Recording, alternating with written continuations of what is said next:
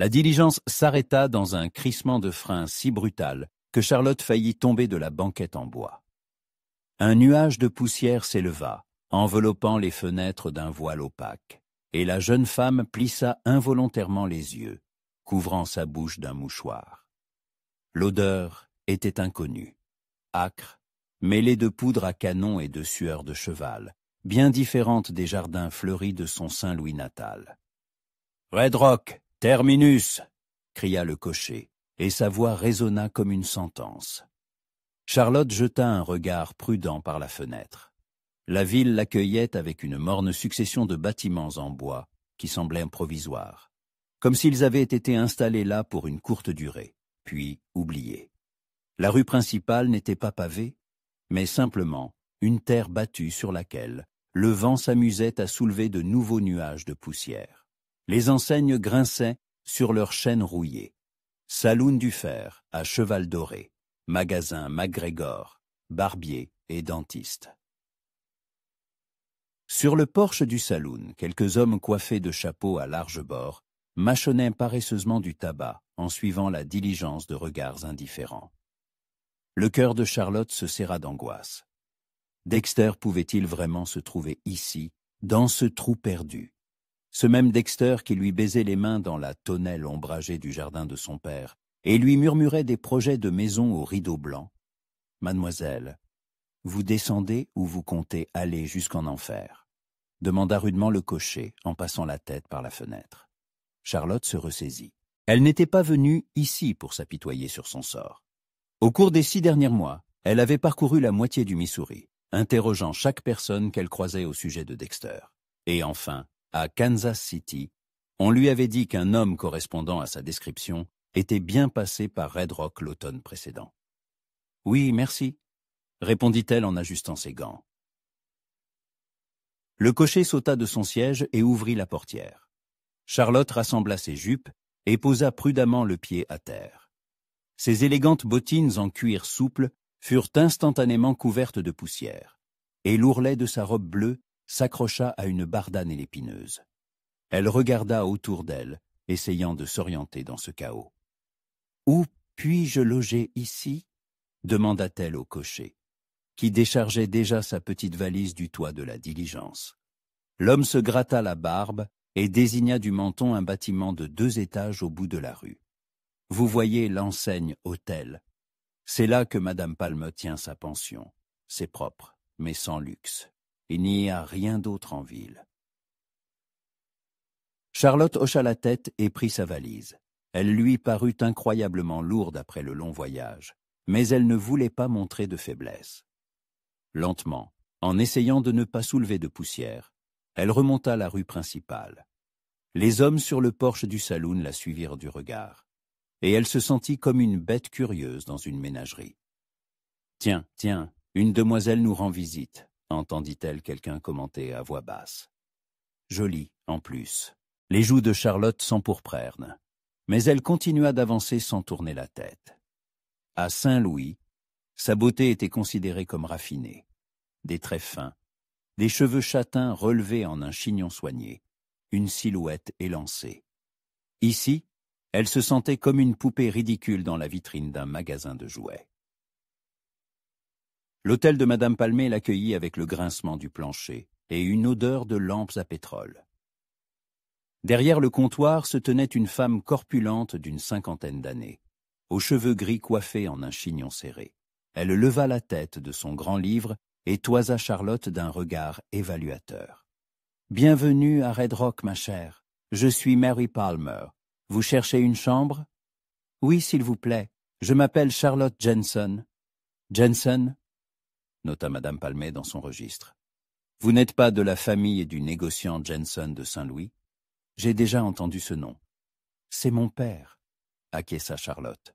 « Vous le connaissez? » ?»« Pas personnellement, mais les marchands parlent parfois affaires. »« Une entreprise solide, dit-on. » La femme la regarda attentivement. « Mais qu'est-ce qui vous amène dans notre contrée, milady? Red Rock n'est pas un lieu pour les visites mondaines. » Charlotte hésita. Devait-elle dire la vérité? Mais quelque chose dans le visage ouvert de Madame Palmer inspirait confiance. Je cherche mon fiancé. Dexter Collins. On m'a dit qu'il aurait pu passer par ici l'automne dernier. Madame Palmer fronça les sourcils et posa sa plume. Collins. Grands cheveux noirs, une cicatrice au menton. Le cœur de Charlotte s'emballa. Non, il n'avait pas de cicatrice. Mais grand, oui, et les cheveux noirs. Et quel âge? 27 ans, et des yeux gris comme un ciel d'orage. La femme réfléchit, tapotant du doigt sur le comptoir. Puis elle secoua la tête. Je ne me souviens pas de quelqu'un comme ça. Il a disparu. Il a quitté la maison il y a 1 an, promettant de revenir pour notre mariage. Il écrivait au début, puis les lettres ont cessé. La dernière venait du Kansas où il travaillait sur le chemin de fer. Là-bas, on m'a dit qu'il était parti plus à l'ouest et quelqu'un l'aurait vu dans cette région. Madame Palmer secoua la tête avec compassion. Oh, ma chère, beaucoup d'hommes passent par ici. Certains cherchent de l'or, d'autres fuient la loi, d'autres encore cherchent simplement fortune. On ne retient pas tous les noms. Peut-être que quelqu'un d'autre s'en souvient, insista Charlotte. C'est un homme très bon, un travailleur honnête.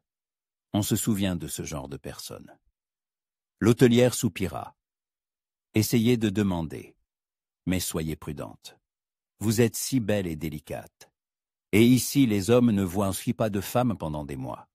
Tous ne sont pas des gentlemen. Charlotte hocha la tête.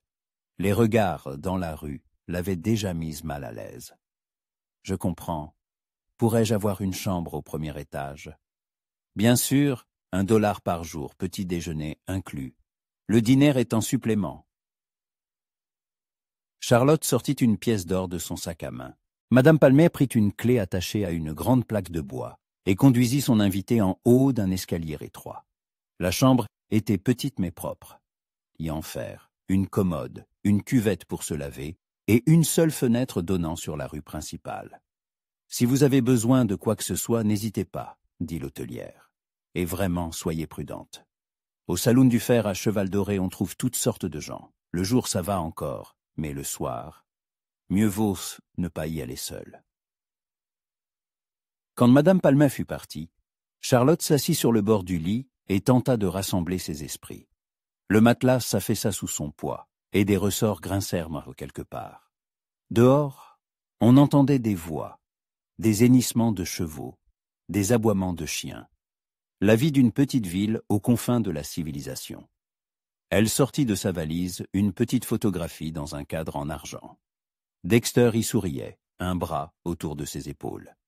La photo avait été prise au printemps précédent, juste avant son départ. Il avait alors promis de gagner de l'argent pour leur future maison et de revenir pour Noël. Noël était passé, le printemps aussi, et Charlotte ne pouvait plus attendre. « Où es-tu, Dex » demanda-t-elle mentalement à la photographie. Que t'est-il arrivé? Dehors. Le soleil déclinait, colorant le ciel de teintes rosées. Charlotte se leva, arrangea sa coiffure et décida de faire un tour. Il fallait qu'elle parlât à quelqu'un, qu'elle en sache plus. Madame Palmer l'avait mise en garde contre le danger. Mais Charlotte n'avait pas l'habitude de rester les bras croisés. En bas, elle sortit sur le porche de l'hôtel. L'air s'était rafraîchi, et le vent apportait des odeurs de viande grillée et de fumée de tabac. La rue principale était plus animée. Des ouvriers revenaient des mines et des ranches, se préparant pour leur soirée de repos. Charlotte prit son courage à 2 mains et se dirigea vers le saloon. Peut-être que le barman se souvenait de Dexter. Après tout, tous les voyageurs finissaient tôt ou tard dans ce genre d'endroit. Mais alors qu'elle approchait des portes battantes du fer à Cheval Doré, une vague de sons en sortit, des rires. Aviné, le tintamarre d'un piano désaccordé, des voix rudes. Elle hésita. Entrer là seule était presque impensable. « Vous cherchez quelqu'un, mademoiselle ?» Charlotte se retourna. Près d'elle se tenait un homme d'âge moyen, vêtu d'un costume usé, avec une étoile de shérif en étain épinglée sur sa poitrine. Son visage était fatigué, mais bienveillant. « Oui, je m'appelle Charlotte Jensen. Je viens de Saint-Louis à la recherche de mon fiancé. » Shérif Walter Bryce se présenta-t-il en soulevant son chapeau. Dexter Collins, c'est de lui que vous parlez. Charlotte sursauta de surprise. Vous le connaissez? Où est-il? Est-ce qu'il va bien? Le visage du shérif s'assombrit. Mademoiselle Jensen, je crains d'avoir de mauvaises nouvelles pour vous. Venez plutôt à mon bureau, nous y parlerons plus tranquillement. Le cœur de Charlotte se serra. Elle suivit docilement le shérif jusqu'à un petit bâtiment portant l'enseigne « Shérif ». À l'intérieur, une odeur de cuir et de métal flottait dans l'air. Des avis de recherche étaient accrochés au mur et une carabine était posée dans un coin. « Asseyez-vous, mademoiselle » dit le shérif en désignant une chaise devant son bureau. « Voulez-vous de l'eau ?»« Non, merci. Dis-moi simplement la vérité. Qu'est-il arrivé à Dexter? Est-il en vie ?» Le shérif Bryce soupira lourdement. « Il est en vie, mais je crains qu'il ne soit plus l'homme que vous comptiez épouser. » Charlotte sentit un frisson glacial parcourir son dos. Les mots du shérif restèrent en suspens, lourds comme du plomb. Elle joignit les mains, s'efforçant de garder son sang-froid. « Que voulez-vous dire ?» Sa voix tremblait malgré tous ses efforts. Est-il blessé? Malade? Le shérif Bryce se leva et s'approcha de la fenêtre, regardant la rue qui s'assombrissait. Sa silhouette paraissait lasse, comme s'il portait sur ses épaules le poids de problèmes insolubles. « Mademoiselle Jensen, votre fiancé, est devenu le chef d'une bande de hors-la-loi, la bande du Faucon Rouge. Ils attaquaient les diligences et les trains dans un rayon de 100 miles d'ici. » Charlotte resta figée. Les mots ne parvenaient pas à son cerveau.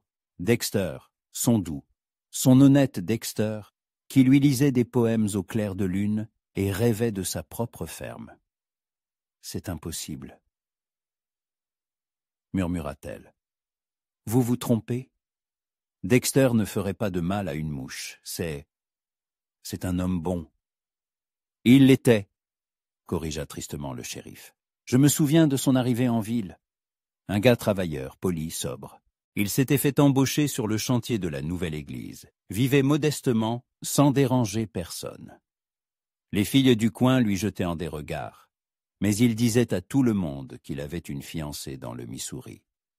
Charlotte s'agrippa au bord du bureau. Alors il se souvenait d'elle, de moi. Il s'en souvenait.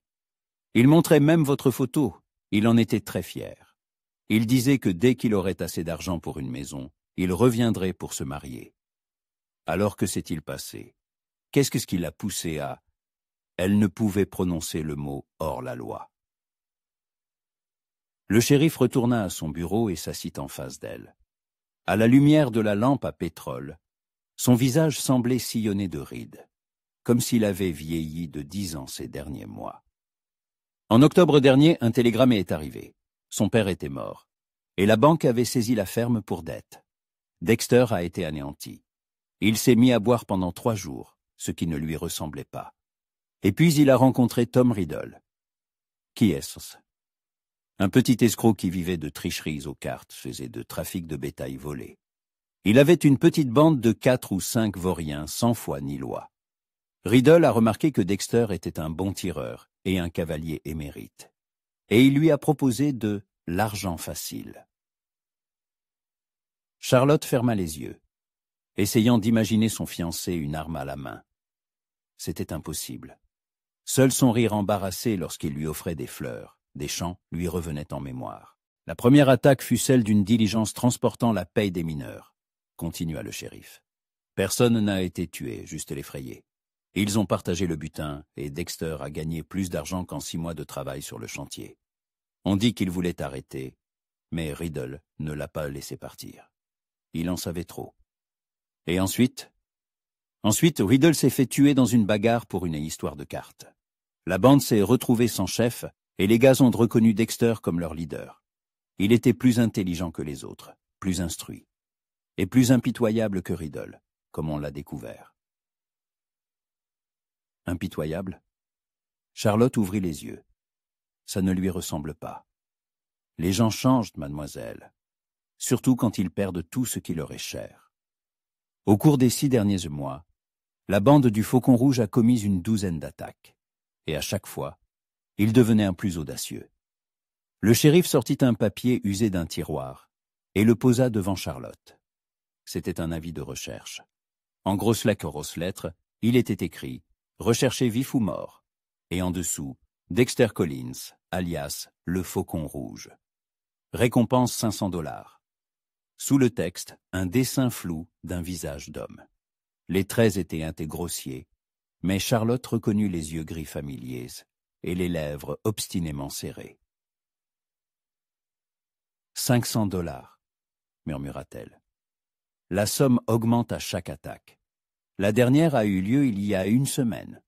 Ils ont attaqué un train à 30 miles au nord. Ils ont tué un garde et blessé le conducteur. Charlotte sentit la nausée la gagner. Dexter, un meurtrier, c'était tout simplement impossible. « Où est-il maintenant » demanda-t-elle d'une voix brisée. Le shérif secoua la tête. Personne ne le sait avec certitude. On dit qu'ils ont un repère secret dans les montagnes. Mais je n'irai pas là-bas avec mes 3 adjoints. Il faudrait une troupe de 20 hommes. Et le comté n'a pas les moyens. Un silence s'installa. Dehors, on entendait les bruits de la ville nocturne. Des rires provenant du saloon, le claquement de sabots, le cri d'un homme ivre. La vie ordinaire continuait, tandis que le monde de Charlotte s'effondrait. « Peut-être qu'on le force ?» dit-elle, s'accrochant à un dernier espoir. « Peut-être qu'il n'agit pas de son plein gré. » Mademoiselle Jenson. Le shérif Yves se pencha vers elle par-dessus le bureau. Je comprends à quel point c'est difficile à entendre. Mais les témoins affirment que c'est lui qui donnait les ordres lors de la dernière attaque. C'est lui qui a abattu le garde quand celui-ci a tenté de résister. Les larmes jaillirent enfin. Charlotte cacha son visage dans ses mains et pleura amèrement. Tous ces mois de recherche, tous ses espoirs et ses rêves de retrouvailles, tout s'était avéré vain. Pire encore, l'homme qu'elle m'aimait était devenu un étranger, un homme dangereux. Le shérif resta silencieux, lui laissant le temps de pleurer. Puis il dit doucement « Je vais vous organiser une escorte jusqu'à Kansas City. Vous partirez demain matin avec le service postal. Vous n'avez plus rien à faire ici. » Non. Charlotte releva la tête et essuya ses larmes avec son mouchoir. « Je veux le voir. » « Quoi ?» Le shérif sursauta. « Mademoiselle Jenson, vous vous rendez compte de ce que vous dites? C'est un criminel dangereux. »« C'est mon fiancé. J'ai traversé la moitié du pays pour le trouver. Je ne partirai pas sans lui avoir parlé. »« Mais c'est de la folie. Même si nous trouvions son repère, vous ne pourriez pas simplement y aller et discuter. Ce n'est pas une soirée mondaine. » Charlotte se leva. Une lueur d'acier apparut dans ses yeux, la même que celle de son père lorsqu'il concluait des affaires difficiles. « Shérif Bryce, je ne vous ai pas demandé d'organiser une rencontre. Je veux juste savoir où le chercher. Je ne vous le dirai pas, et j'interdis à quiconque en ville de vous le dire. Alors je le chercherai moi-même. » Elle se dirigea vers la porte, mais le shérif lui attrapa le bras. « Arrêtez! Vous allez vous faire tuer. Ces hommes ne font pas de manières avec les femmes. »« Lâchez-moi, » dit froidement Charlotte. « Vous n'avez pas le droit de me retenir. »« Si, en tant que représentant de la loi, je peux vous retenir pour votre propre sécurité. » Il se faisait Ntéphas, la jeune femme déterminée de l'Est et le shérif fatigué d'une ville perdue. Une tension palpable flottait dans l'air. Finalement, Charlotte dit plus doucement, « Shérif, je comprends que vous vous inquiétiez pour ma sécurité, mais réfléchissez. Dexter ne me fera aucun mal. Quels que soient les criminels que ces hommes sont devenus, il ne me touchera pas. D'où vous vient cette certitude? Parce qu'il m'aime. Et je l'aime aussi. Les gens ne changent pas complètement, pas au plus profond de leur âme. Quelque chose en lui est resté le même. J'en suis sûr. » Le shérif la regarda longuement, puis soupira. « Même si c'est le cas, mademoiselle, vous ne pourrez lui parler que si vous vous constituez prisonnière. Et c'est mortellement dangereux. Le risque en vaut la peine s'il y a une chance de le ramener à une vie normale. Et s'il n'y en a pas, s'il est définitivement perdu, Charlotte resta silencieuse un instant, puis répondit à voix basse. « Alors au moins je connaîtrai la vérité, et je pourrai l'oublier, en sachant que j'ai fait tout mon possible. » Dehors, le vent se mit à hurler, balayant un nuage de poussière dans la rue. Au saloon, une mélodie triste s'éleva. Un cow-boy chantait un amour perdu. Les sons se mêlaient dans la symphonie nocturne du Far West, où l'espoir et le désespoir cohabitaient. « Si je vous dis où se trouve leur repère, » dit lentement le shérif, « promettez-vous de ne pas s'y aller seul, d'essayer d'abord des moyens plus sûrs pour entrer en contact. » « Je le promets. » Il regarda une dernière fois son visage déterminé et comprit qu'il ne parviendrait pas à la faire changer d'avis. À 15 miles au nord, il y a le canyon des Roches Rouges. On dit que leur cachette est là-bas. Mais ce ne sont que des rumeurs, vous comprenez? Personne n'en est revenu pour le confirmer. Charlotte hocha la tête. « Merci pour votre honnêteté. »« Et encore une chose, » dit le shérif en lui ouvrant la porte. « Il y a un homme en ville qui pourrait en savoir plus. Un vieil Indien nommé Plume Grise. Il vit dans une cabane derrière le cimetière. Il fait du commerce avec toutes sortes de gens, y compris ceux qu'il vaut mieux ne pas connaître. Peut-être pourra-t-il faire passer un message. Merci, je le trouverai demain. » En sortant du bureau du shérif dans la nuit fraîche, Charlotte ressentit un étrange mélange de peur et de détermination. Dexter était quelque part près d'ici, dans ces montagnes, sous ces étoiles, et elle trouverait un moyen de l'atteindre. Le matin à Red Rock accueillit Charlotte avec le hurlement du vent et le claquement des volets. Elle s'était réveillée tôt, à peine l'aube pointait-elle, et était restée longtemps allongée, les yeux fixés au plafond. Les paroles du shérif résonnaient encore dans ses oreilles, la tourmentant. Dexter, un hors-la-loi, un meurtrier. Mais son cœur s'obstinait à ne pas y croire. Elle se leva, se lava à l'eau froide du pichet et commença à s'habiller. Aujourd'hui, elle devait trouver l'Indien nommé Plume Grise. Dans le miroir, son visage pâle était cerné de noir, stigmate d'une nuit blanche. Le petit déjeuner dans la salle à manger de l'hôtel se déroula en silence. Madame Palmer lui lança plusieurs regards inquiets, mais n'osa pas poser de questions. Les autres pensionnaires, 2 commis-voyageurs et un vieux chercheur d'or, prenaient leur repas en discutant du temps et du prix du bétail. « Madame Palmer, » s'adressa doucement Charlotte à l'hôtelière, « savez-vous où je peux trouver un Indien du nom de Plume Grise ?» La femme haussa les sourcils, surprise. « Plume Grise? Et pourquoi le cherchez-vous, ma chère? Ce n'est pas la fréquentation la plus convenable pour une dame. J'ai besoin de son aide pour une affaire. » Madame Palmer jeta un coup d'œil aux autres clients, puis se pencha vers Charlotte. « Il vit dans une cabane derrière le vieux cimetière, à 1 mille à l'est de la ville. Mais soyez prudente. Plume Grise est un homme sombre. Il fréquente des individus peu recommandables. » Après le petit déjeuner, Charlotte prit son châle et partit à sa recherche. L'air matinal était frais et vif, sentant l'absinthe et la poussière. La ville s'éveillait lentement. Des chiens aboyaient, les roues des charrettes grinçaient. On entendait le martèlement d'un marteau provenant de la forge. Le cimetière était un petit lopin de terre, entouré d'une clôture délabrée. Des croix en bois et de rares pierres tombales sortaient de terre, comme les dents d'une bouche édentée. Derrière le cimetière, dans un creux près d'un ruisseau asséché, se trouvait effectivement une cabane. Une construction misérable de planches et de rondins, ressemblant plus à une remise. Charlotte s'approcha prudemment de la porte et frappa. Pendant quelques minutes, rien ne se passa, puis des pas se firent entendre à l'intérieur. Un vieil Indien aux longs cheveux gris tressés ouvrit la porte. Son visage était ridé comme du vieux cuir, mais ses yeux étaient étonnamment jeunes et perçants. Il portait un jean usé et une chemise à carreaux, mais un collier de griffes d'ours pendait à son cou. « Plume Grise ?» demanda Charlotte. L'Indien hocha la tête en silence, la scrutant. « Je m'appelle Charlotte Jensen, j'ai besoin de votre aide. »« Femme blanche loin de chez elle, dit-il avec un léger accent. Que cherche-t-elle sur la terre des coyotes et des serpents à sonnettes? Je cherche un homme. Dexter Collins. Le visage de l'Indien ne changea pas, mais quelque chose brilla dans ses yeux. Faucon rouge, dit-il. Nom dangereux à prononcer à voix haute. Alors, vous le connaissez?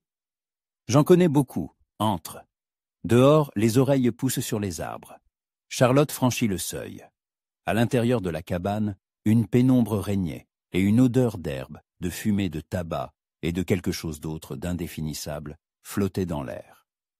Au mur étaient suspendus des peaux d'animaux, des bouquets de plantes séchées, des amulettes de plumes et d'os. Dans un coin, un foyer couvait, surmonté d'un chaudron noirci. « Assieds-toi », dit Plume Grise, en désignant une natte près du foyer. « Dis-moi pourquoi tu cherches Faucon Rouge. Est-il ton ennemi? » « Non, » dit Charlotte en s'asseyant, les jambes repliées sous elle. « C'est mon fiancé. »« Il était mon fiancé, se corrigea-t-elle. L'Indien s'assit en face d'elle. Une femme suit un homme à travers le monde. Vieille histoire. Histoire stupide. Pourquoi stupide? Parce que les gens changent, surtout quand ils arrivent sur cette terre. Ici, les lois sont différentes, les dieux sont différents. Ton homme est devenu différent. Mais au fond de lui, il est resté le même, objecta obstinément Charlotte. Plume Grise eut un petit rire. Tu penses que ma Nicolame est comme une pierre, dure, immuable. Mais elle est comme l'eau, elle prend la forme de ce qui la contient. Alors on peut la changer à nouveau. On peut, si on trouve le bon récipient. L'Indien se leva et s'approcha d'une étagère couverte de pots en argile et de fagots d'herbe. Il prit un des sachets, le renifla, secoua la tête, en prit un autre. « Faucon Rouge est venu me voir il y a un mois, » dit-il sans se retourner. Il achetait de la poudre et des balles. Et autre chose. Quoi? Un remède contre la douleur. Pas la douleur du corps, mais celle du cœur. Il buvait beaucoup de whisky, mais le whisky n'aidait pas. Il demandait s'il existait une potion pour oublier le passé. Le cœur de Charlotte se serra. Dexter souffrait donc, il essayait de l'oublier. « Et vous lui avez donné cette potion? » « Non. » Plume Grise se tourna vers elle. « Je lui ai dit que la douleur est une bonne chose. La douleur signifie que l'âme est encore vivante. Si tu tues la douleur, tu tues aussi l'âme. » Comment était-il? Avait-il changé? Très changé. Il était doux comme un lapin, il est devenu dur comme un loup. Mais ses yeux étaient restés tristes. Et il parlait d'une femme blanche aux cheveux châtains, qui l'attendait loin à l'est. Les larmes lui montèrent à la gorge. Mais Charlotte se retint. Il se souvient de moi. Il se souvient. Et il souffre. Il disait qu'il était devenu indigne de son amour, que ses mains étaient souillées de sang. Mais s'il souffre, cela veut dire qu'on peut le sauver. Plume Grise la regarda attentivement. « Tu veux le voir? » « Oui, à n'importe quel prix. Le prix pourrait être élevé, ta vie, par exemple. Je suis prête à prendre le risque. » L'Indien resta longtemps silencieux, réfléchissant. Puis il dit, « Il y a un moyen. Faucon Rouge vient parfois à l'ancienne mission, à 5 miles d'ici. C'est là qu'il rencontre des gens qui achètent ce qu'ils volent. La prochaine rencontre est demain au coucher du soleil. Comment le savez-vous? J'ai mes sources, sourit Plume Grise. Mais écoute attentivement. Tu peux y aller, mais seul. Et seulement si tu es prête à en accepter les conséquences.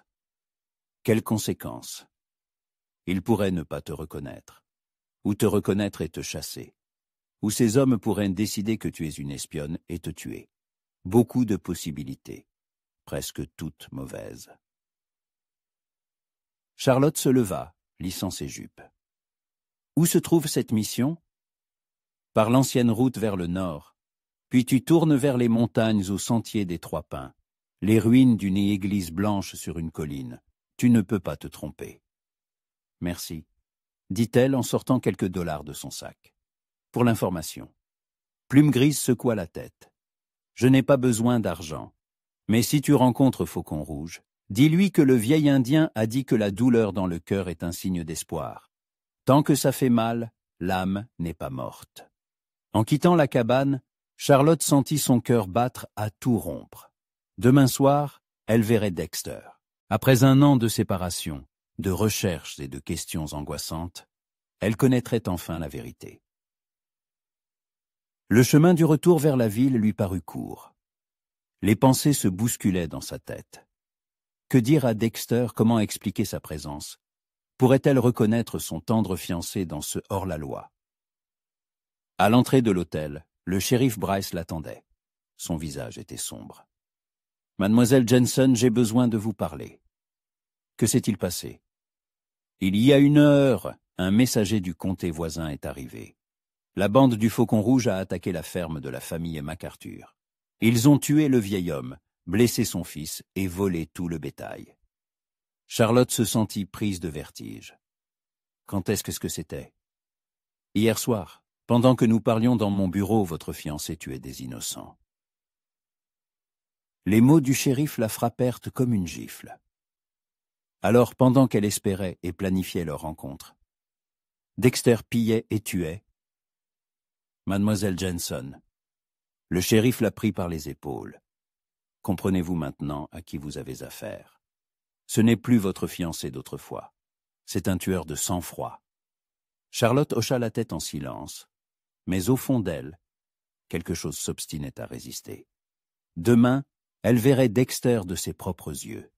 Et alors, elle saurait s'il restait en lui ne serait-ce qu'une parcelle de l'homme qu'elle avait aimé. Je comprends tout, shérif, mais je ne changerai pas de décision. Alors que Dieu vous garde en vie, soupira Bryce avant de s'éloigner. Charlotte resta sur le seuil de l'hôtel, regardant les montagnes où se cachait l'homme devenu une énigme pour elle. Demain, au coucher du soleil, elle obtiendrait des réponses à toutes ces questions, ou elle mourrait en essayant de les trouver. La journée s'étira, insupportablement lente. Charlotte ne tenait pas en place dans sa petite chambre d'hôtel, s'approchant sans cesse de la fenêtre pour regarder les montagnes où se cachait Dexter. Chaque bruit dans la rue la faisait sursauter, un galop de cheval, le grincement d'une charrette, une voix forte venant du saloon. Vers 4 heures de l'après-midi, elle n'en pouvait plus. Il fallait qu'elle fasse quelque chose, sinon elle deviendrait folle d'attente. Charlotte enfila son manteau le plus sombre, prit un petit sac avec de l'eau et des biscuits, et descendit discrètement. Madame Palmer somnolait derrière le comptoir, la tête penchée sur son ouvrage. « Je vais me promener, » murmura Charlotte. « Pas trop loin, ma chère, » répondit l'hôtelière d'une voix endormie. « Le soleil va bientôt se coucher, et il n'est pas prudent de traîner à la tombée de la nuit. »« Si seulement vous saviez où je vais, » pensa Charlotte, mais elle se contenta de hocher la tête et sortit. L'ancienne route du Nord commençait juste après le cimetière. Un sentier étroit serpentait entre des collines couvertes de buissons épineux et de quelques pins. L'air était frais, avec une odeur de poussière et d'herbes sèches. Au loin, un faucon criait.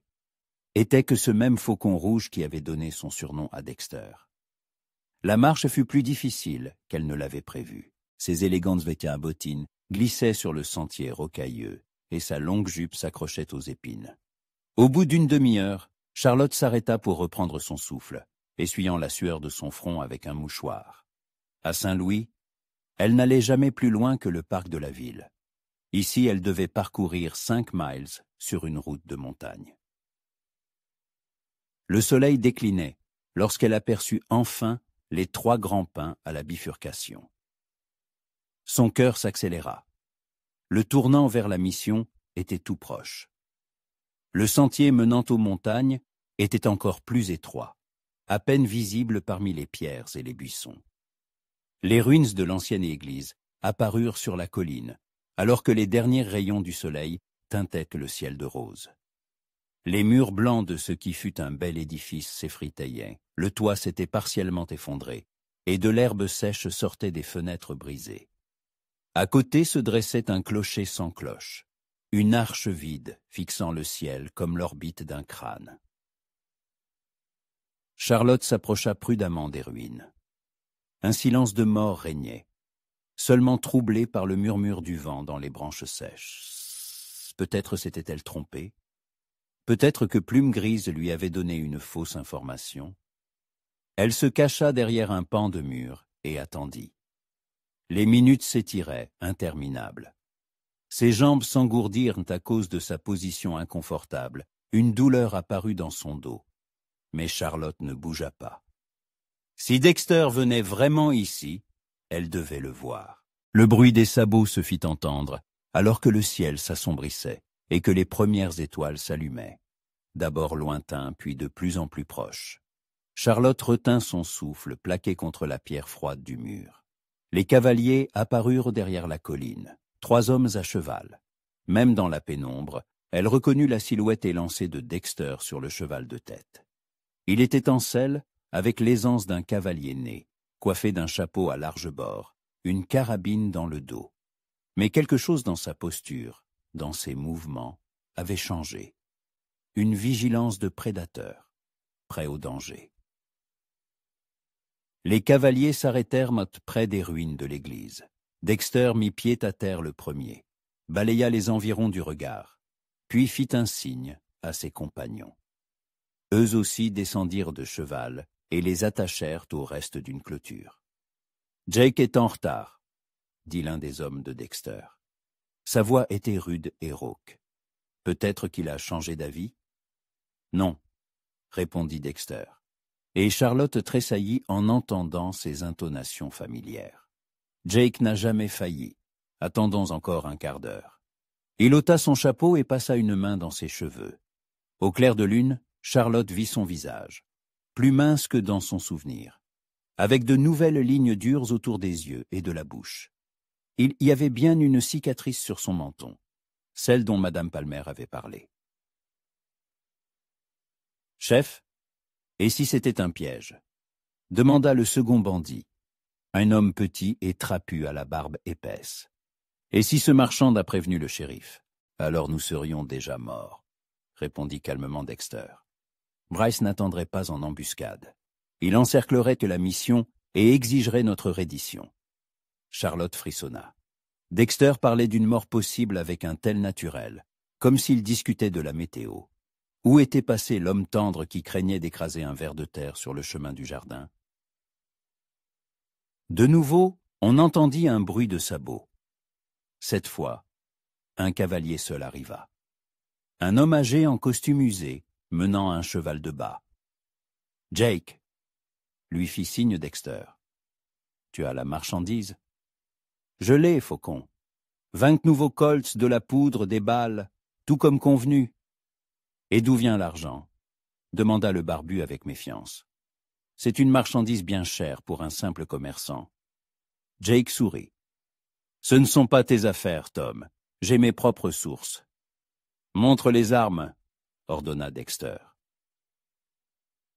Pendant que les hommes déchargeaient les sacoches et examinaient les revolvers, Charlotte essayait de rassembler son courage. C'était maintenant ou jamais.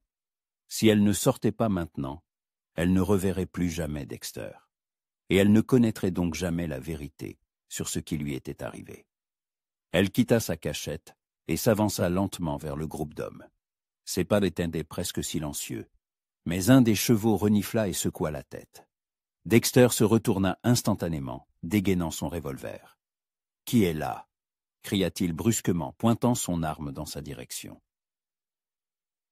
Charlotte s'arrêta à une dizaine de pas d'eux, levant les mains pour montrer qu'elle était sans arme. « C'est moi, Dex, Charlotte. » Un silence de mort s'installa. Dexter resta figé, sans baisser son arme. Au clair de lune, elle vit son visage se transformer.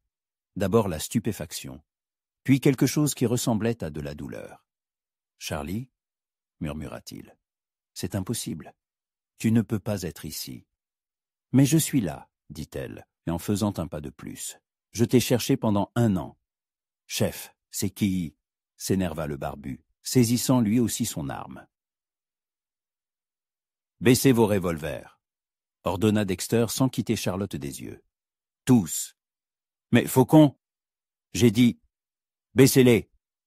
Une note d'acier vibra dans sa voix, et ses subordonnés obéirent en rangeant leurs armes. Le marchand Jake observait la scène avec une curiosité non dissimulée. « Charlie », Dexter s'approcha lentement d'elle, n'en croyant toujours pas ses yeux.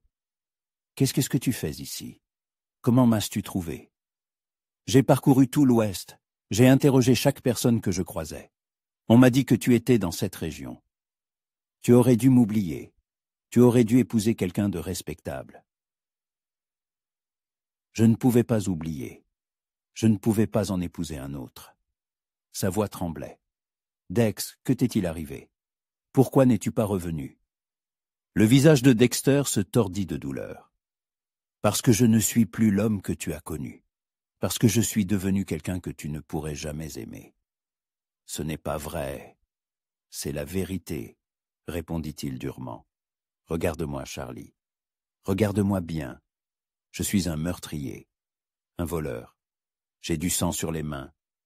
Ça m'est égal. Je t'aime quand même. » « Non. » Dexter recula comme si elle l'avait frappé. « Tu ne comprends pas. Il y a 1 semaine, j'ai tué un homme. Je l'ai abattu en plein visage alors qu'il essayait de protéger sa famille. » Ces mots frappèrent en Charlotte comme une douleur physique, mais elle ne recula pas. « Pourquoi tu fais ça? On t'a forcé? » ?»« Personne ne m'a forcé. J'ai pris la décision moi-même. » La voix de Dexter devint glaciale. « Et je le referai si nécessaire. Je ne te crois pas. Ce n'est pas toi qui parles. C'est moi, Charlie. Le vrai moi. L'idiot sentimental qui te lisait des poèmes. Et moi, Ahmed était morte avec mon père. » Ils se tenaient face à face dans les ruines de l'ancienne église, éclairés par la lumière froide de la lune. Entre eux, un abîme de sang, de crimes et d'illusions perdues. Mais Charlotte voyait dans ses yeux le désespoir qu'il tentait de dissimuler sous un masque de cruauté.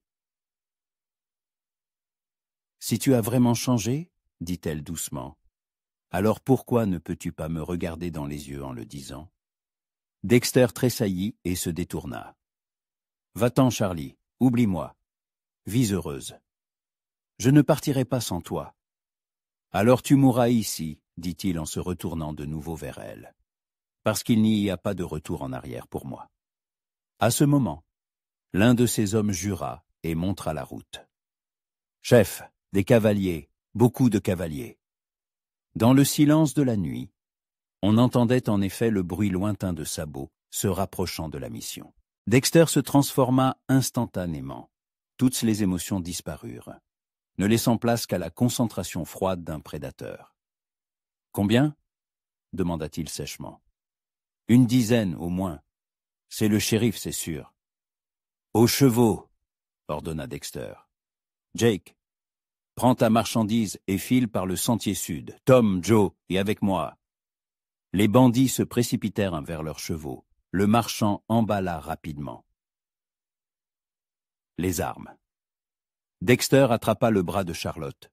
« Tu m'as perdu, ils t'ont suivi. »« Non, j'ai été prudente. »« Peu importe. Maintenant, nous sommes là tous finis. » Les cavaliers apparurent en derrière de la colline, une troupe d'hommes armés menée par le shérif Bryce. Ils encerclèrent entre les ruines de l'église, coupant toute voie de retraite. « Dexter Collins !» cria le shérif. « Tu es encerclé. Rends-toi et personne ne sera blessé. » Dexter sourit et sortit son revolver. « Tu me connais mieux que ça, Bryce. Je ne me rends pas. Et la jeune femme, tu vas l'entraîner dans la fusillade. » Dexter regarda Charlotte, et elle vit dans ses yeux une lutte déchirante. Puis il cria. « Je libère l'otage. Elle n'y est pour rien. »« Non !» Charlotte s'agrippa à son bras. « Je ne partirai pas sans toi. »« Charlie, s'il te plaît. Si tu meurs, je meurs avec toi. » Quelque chose vacilla dans ses yeux gris. Un instant, elle revit l'ancien Dexter, celui qu'il aimait plus que sa propre vie. « Tu es folle, » murmura-t-il. « Peut-être, mais je ne te laisserai pas une nouvelle fois. » Le shérif criait quelque chose à propos d'un dernier avertissement. Les hommes des cas de Dexter prenaient une position derrière les murs des ruines, se préparant au combat. Et Charlotte et Dexter se tenaient au centre de la tempête imminente, se tenant la main comme deux personnes sur un navire en perdition. « Mais que vais-je faire de toi » demanda-t-il doucement. « Me donner une chance de te sauver, » répondit-elle. « Comme tu m'as sauvé autrefois. Je n'ai sauvé personne. Si, tu m'as sauvé d'une vie sans amour. » Le premier coup de feu retentit depuis la colline. La fusillade commença. Les balles sifflèrent dans l'air, brisant les restes des anciens vitraux et arrachant des éclats de pierre aux vieux murs. Dexter attrapa Charlotte par le bras et la tira derrière un fragment de colonne, où ils pouvaient s'abriter du feu croisé. « Baisse la tête !» cria-t-il en la plaquant au sol. Le vacarme des tirs couvrait tous les autres bruits. Les hommes de Dexter, abrités derrière différents murs des ruines, ripostaient à la troupe du shérif. Tom, le bandit barbu, jurait à qui mieux en rechargeant son revolver. Joe, le second complice, était déjà blessé à l'épaule, mais continuait de tirer. « Combien d'hommes ont-ils » demanda Charlotte, essayant de couvrir la canonnade. « Trop », répondit sombrement Dexter en examinant leur position. « Et ils connaissent mieux le terrain que nous. Quelqu'un les a guidés. »« Ce n'est pas moi, je le jure !» Dexter la regarda. La douleur et la colère se lisaient dans ses yeux gris. « Qui d'autre alors ? Tu es la seule à savoir où me trouver. » Plume Grise m'a parlé de la mission, mais il n'a pas... Le vieil Indien. Dexter jeta un coup d'œil par-dessus leur abri et tira quelques coups de feu précis. Alors le shérif l'a acheté, sacrément malin. Une balle siffla à un pouce de sa tête, et il se baissa brusquement. Un éclat de pierre lui entailla la joue, un mince filet de sang se mit à couler. « Tu es blessé. » Charlotte tendit la main vers son visage, mais il l'écarta. « Une égratignure. Nous avons des problèmes plus sérieux. » Il inspecta les ruines de l'église. Leur position empirait. Les hommes du shérif encerclaient progressivement la mission, coupant toute retraite. Le marchand Jake avait déjà disparu dans l'obscurité avec les armes, abandonnant les bandits à leur sort. « Chef !» cria Tom depuis son abri. « Il nous contourne par la gauche, encore une minute et on est piégé. »« Tenez bon !» cria Dexter en retour. Puis il se pencha vers Charlotte.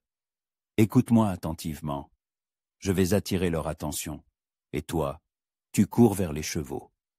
Prends le mien, les talons gris, et retourne en ville. »« Je ne te laisserai pas. »« Si tu le feras, » dit-il sèchement. « Je ne te laisserai pas mourir pour mes crimes.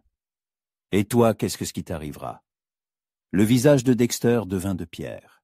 « Il m'arrivera ce qui doit arriver. J'ai mérité cette mort. » « Non. » Charlotte s'agrippa à sa chemise. « Je ne croirai jamais que tu mérites de mourir. Jamais. Charlie, tu as vu ce que je suis devenu. Un meurtrier, un voleur. Mes mains sont souillées du sang d'innocents. Mais pourquoi ?» Des larmes coulaient sur son visage. « Pourquoi as-tu choisi cette voie? Tu aurais pu partir ailleurs, commencer une nouvelle vie. » Dexter eut un rire amer. « Une nouvelle vie? Avec quoi? Mon père était mort, la ferme saisie, et je me suis retrouvé sans rien. Travailler pour des miettes, alors que tu attendais un beau mariage, et ta propre maison. Je voulais devenir riche rapidement, pour être digne de toi. Je n'ai jamais demandé la richesse. Je ne voulais que toi. À l'époque, je ne le comprenais pas. J'ai cru que je serais un héros à tes yeux, que je ferais fortune et reviendrais en triomphateur. » Sa voix se fit plus basse, et à la place, je suis devenu un monstre. Une autre balle arracha un morceau de pierre près de leur tête. La fusillade s'intensifiait. « Dexter Collins !» cria de nouveau le shérif Bryce. « Dernier avertissement, rends-toi ou nous donnons l'assaut. »« Va au diable, Bryce !» hurla Tom en retour. Mais Dexter restait silencieux, regardant Charlotte. Dans ses yeux, divers sentiments se livraient une bataille. L'amour, le désespoir, la culpabilité, l'espoir. « Charlie, » dit-il doucement, « si seulement on pouvait tout recommencer. »« On peut, » répondit-elle vivement. « Il n'est pas trop tard. Rends-toi au shérif, dis la vérité. Ils ne te pendront pas si tu aides à attraper les autres criminels. Les autres? Dexter eut un sourire amer. Ma chérie, le principal criminel, c'est moi. C'est moi qui planifiais les attaques. C'est moi qui donnais les ordres. Tom et Joe ne sont que des exécutants. Alors fuyons ensemble. Partons au Canada, au Mexique, n'importe où. Et passer notre vie à nous cacher, à regarder par-dessus notre épaule, à craindre chaque coup frappé à la porte. Oui, si cela signifie que nous serons ensemble. Dexter la regarda longuement, puis il se pencha et l'embrassa, désespérément, passionnément, comme si c'était la dernière fois. « Je t'aime », murmura-t-il. « Je t'ai toujours aimé, même quand j'essayais de me convaincre du contraire. Et je t'aime aussi, c'est pourquoi je ne te laisserai pas mourir. » Soudain, la fusillade cessa. Dans le silence qui s'ensuivit, on n'entendait que le vent et le crépitement d'un feu de camp qui s'éteignait. « Que se passe-t-il » murmura Charlotte. Dexter jeta un regard prudent par-dessus leur abri. Les hommes du shérif s'étaient arrêtés, prenant position en demi-cercle autour des ruines. Bryce lui-même se tenait à découvert, un mouchoir blanc à la main. « Collins !» cria-t-il. « Je veux parler, sans armes !»« De quoi parler ?» répondit Dexter. « De la jeune femme. Laisse-la partir, et je te garantis qu'elle arrivera en ville saine et sauve. Et moi ? Pour toi, ce sera la loi. Mais un procès équitable, pas de lynchage. » Dexter échangea un regard avec Charlotte. Elle secoua la tête. « Ne le crois pas. C'est un piège. Peut-être. Ou peut-être la dernière chance de te sauver, toi au moins. Je n'ai pas besoin d'être sauvé. Si tu en as besoin, dit-il fermement. Je ne te laisserai pas périr à cause de mes erreurs. »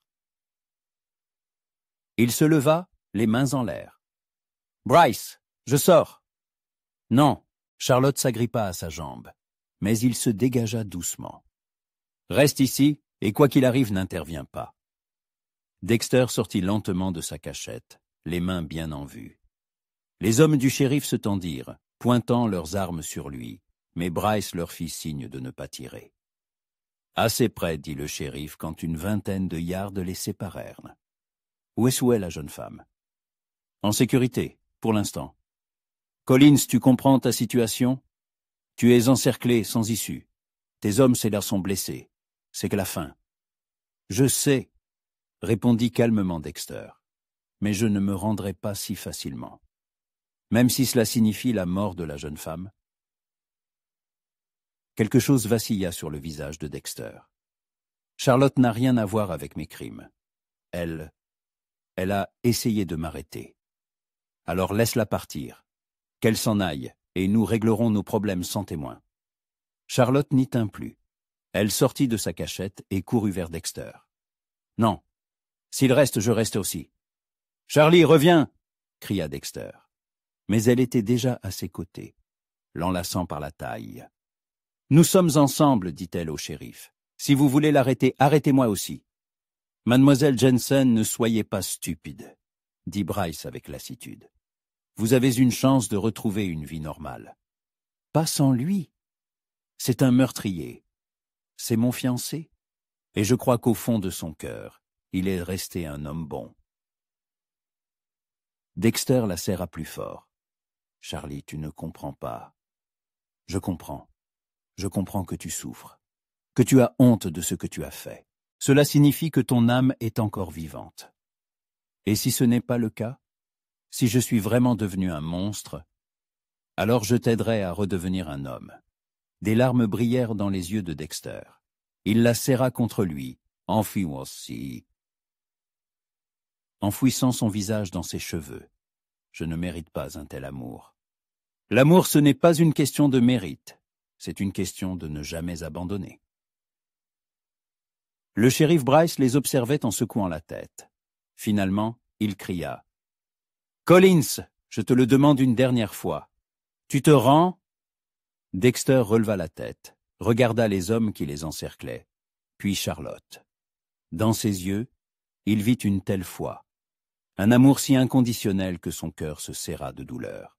« Si je me rends, dit-il au shérif, qu'adviendra-t-il de mes hommes? Un procès équitable, comme pour toi. Et elle est libre, à moins bien sûr qu'elle n'ait participé à des crimes. » Elle n'a pas participé, dit fermement Dexter. Elle a essayé de me raisonner. Il regarda de nouveau Charlotte. Tu es sûre? Si je me rends, il pourrait nous séparer, pour toujours. Si tu ne te rends pas, la mort nous séparera, également pour toujours. Dexter hocha la tête. Lentement, il défit son étui et sortit son revolver. Il le tint un instant dans sa main, puis le jeta aux pieds du shérif. Je me rends. La cellule de la prison de Red Rock était petite et étouffante. Des barreaux de fer séparaient Dexter du monde libre, et la seule fenêtre près du plafond ne laissait passer qu'un mince filet de lumière matinale. Il était assis sur une couchette dure, fixant le mur, lorsqu'il entendit des pas familiers. Charlotte apparut devant les barreaux, un panier de nourriture à la main. Depuis 3 semaines, depuis son arrestation, elle venait chaque jour, apportant des plats faits maison, des vêtements propres et surtout de l'espoir. « Bonjour », dit-elle doucement en passant le panier entre les barreaux. « Madame Palmer a fait ta tarte aux pommes préférée. » Dexter prit le panier, effleurant un instant ses doigts. Un contact si simple, et son cœur battait plus vite. « Charlie, tu ne devrais pas perdre ton temps avec moi. Tu as une vie à Saint-Louis. Ma vie est ici. Avec toi, » répondit-elle calmement, s'asseyant sur la chaise que le shérif l'autorisait à apporter pour ses visites. Durant ces semaines, des centaines de conversations de ce genre avaient eu lieu entre eux. Dexter essayait de la convaincre de l'oublier et de rentrer chez elle, tandis que Charlotte refusait obstinément, ne serait-ce que d'y penser. « Comment ça se passe avec l'avocat ?» demanda-t-il en dénouant la serviette sur le panier. Maître Harris dit qu'il y est. « A une chance, surtout si tu aides à attraper les autres membres des bandes du comté. Ta coopération pourrait réduire la peine à 10 ans au lieu de la perpétuité. »« 10 ans, » répéta Dexter avec un sourire amer. « Tu vas m'attendre 10 ans? J'attendrai aussi longtemps qu'il le faudra. C'est de la folie. Tu as 23 ans. À 33 ans, tu pourrais avoir un mari, des enfants, une vie normale. » Charlotte passa la main entre les barreaux et toucha sa joue. « Dex, écoute-moi bien. Je ne veux personne d'autre que toi. Je n'ai jamais voulu personne d'autre.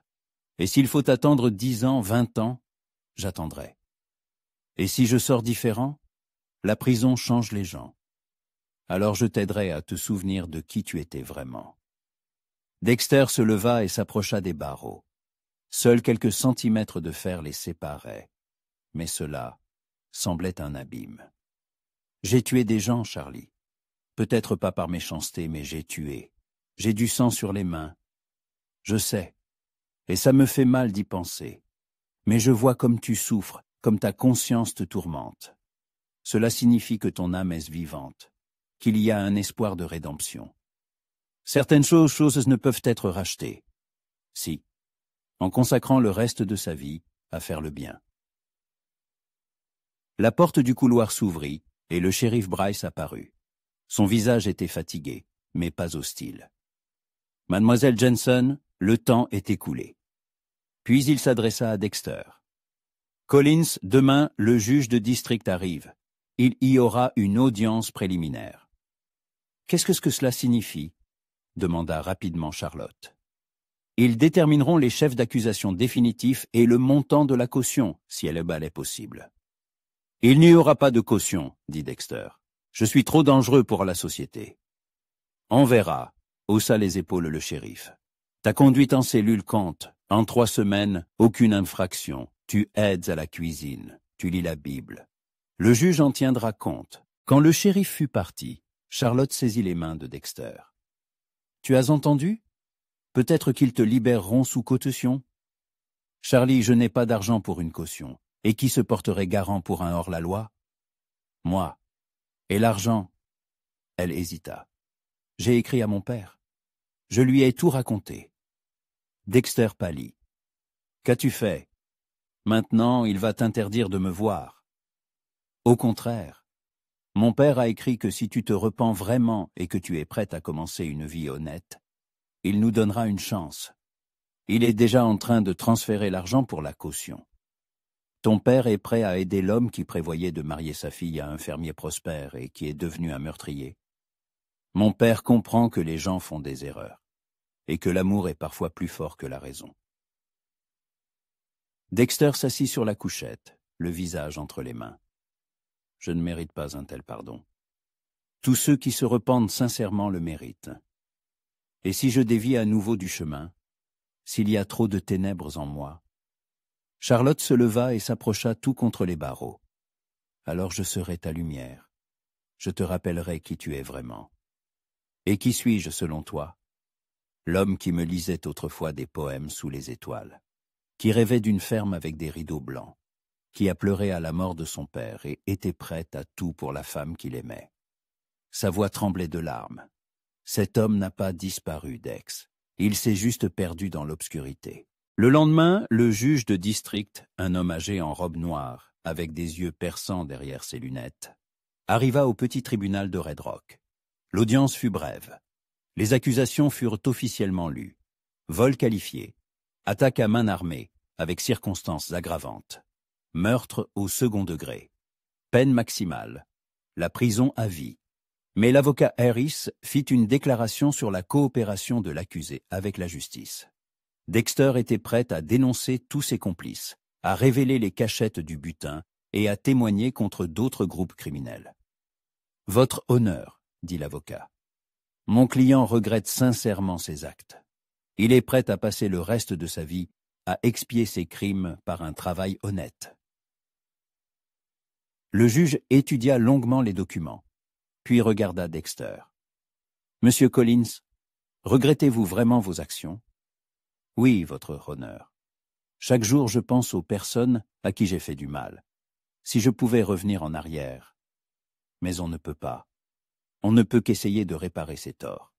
Je fixe une caution de 5 000 $. Si la somme est versée, l'accusé pourra attendre son procès en liberté. » Charlotte faillit crier de joie. 5 000 $. C'était exactement la somme que son père avait envoyée. 1 heure plus tard, Dexter sortait de prison, libre. Le soleil lui parut plus éclatant que jamais, l'air plus doux. Charlotte l'attendait sur le porche, dans la même robe bleue qu'à son arrivée à Red Rock 1 mois plus tôt. « Alors ?» demanda-t-elle, souriant à travers ses larmes. « Prête à commencer une nouvelle vie ?» Dexter la serra dans ses bras, très fort. « Avec toi, je suis prête à tout. Même à une ferme avec des rideaux blancs. Surtout à ça. » Ils se tenaient sur le seuil du tribunal, enlacés, tandis qu'autour d'eux, la vie d'une petite ville à la frontière de la civilisation suivait son cours. Au loin, un faucon rouge criait, mais ce son n'était plus effrayant. Il appelait vers de nouveaux horizons. « Tu sais, » dit Dexter en regardant les montagnes où il s'était autrefois caché de la loi, « je pense que Plume Grise avait raison. La douleur dans le cœur signifie que l'âme est encore vivante. Et maintenant, la douleur s'en va? Non. Mais à côté d'elle, autre chose est apparue. L'espoir. » Charlotte se mit sur la pointe des pieds et l'embrassa. Dans ce baiser, il y avait le pardon pour toutes les erreurs, la promesse d'être à ses côtés en toutes ses circonstances, et la foi que l'amour pouvait vraiment changer un homme. « Alors, rentrons à la maison, » murmura-t-elle. « Où ça? Là où nous serons ensemble. Le reste n'a pas d'importance. » Ils montèrent dans la diligence qui devait les emmener loin de Red Rock pour toujours. Derrière eux restaient les erreurs, le sang, les années perdues. Devant eux, l'inconnu les attendait, mais désormais, ils l'affronteraient à deux. Quand la diligence s'ébranla, Dexter jeta un dernier regard aux ruines de l'ancienne mission sur la colline. C'est là qu'avait commencé son retour à la vie.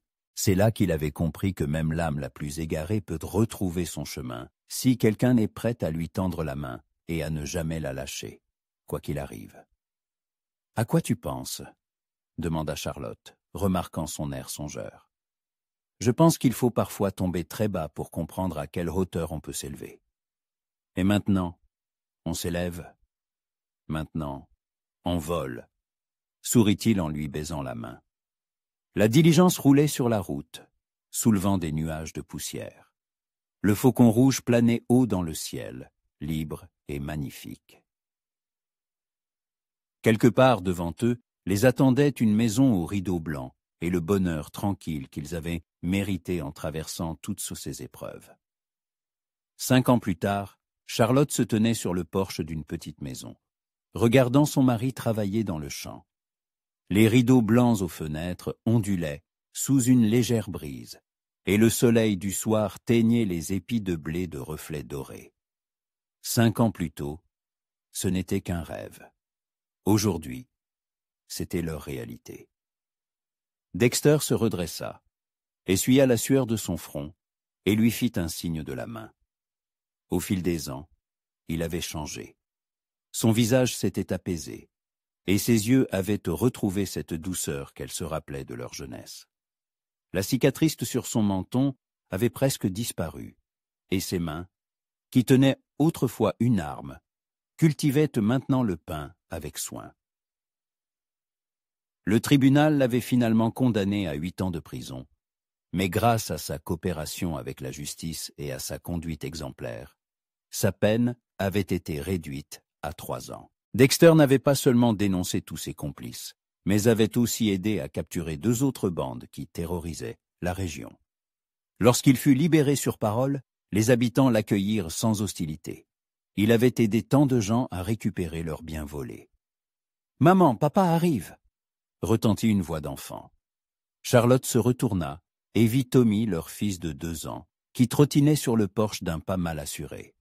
Le garçon avait les yeux gris de son père et les cheveux châtains de sa mère. « Oui, mon petit, papa rentre à la maison », sourit-elle en prenant l'enfant dans ses bras. Dexter s'approcha du porche, embrassa sa femme et prit son fils dans ses bras. « Comment s'est passée ta journée, mon grand ? Tu as aidé maman ?»« Aidé !» cria joyeusement Tommy. « Donner à manger aux poules !»« Bravo, un vrai fermier en herbe !» Ils entrèrent dans la maison. Sur la table de la cuisine, il y avait des fleurs de leur propre jardin et une odeur de pain frais et de ragoût flottait dans l'air. La vie simple et tranquille dont ils avaient rêvé dans ces jours terribles, dans les ruines de l'ancienne mission. « Une lettre de mon père est arrivée, » dit Charlotte en tendant une enveloppe à son mari. « Il veut nous rendre visite pour Noël. »« Et qu'as-tu répondu ?»« Que nous serions ravis. C'est un grand-père maintenant, il a le droit de voir son petit-fils. » Dexter sourit. Au début, les relations avec la famille de Charlotte avaient été difficiles, mais avec le temps, même son père sévère avait admis que les gens pouvaient changer, surtout quand ils ont une raison de le faire. Après le dîner, une fois Tommy endormi dans son lit, le couple était assis sur le porche, regardant les étoiles. Dans les montagnes lointaines, le vent hurlait, mais leur maison était un havre de chaleur et de paix. « À quoi tu penses ?» demanda Charlotte en se blottissant contre l'épaule de son mari. « Je pense qu'on a eu de la chance.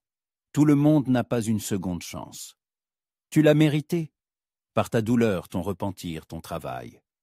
Non, Charlie, je l'ai mérité uniquement grâce à ton amour. Si tu n'avais pas cru en moi là-bas, dans les ruines de l'église, j'y ai cru, et je ne me suis pas trompé. » Ils restèrent assis en silence, écoutant les bruits nocturnes des prairies.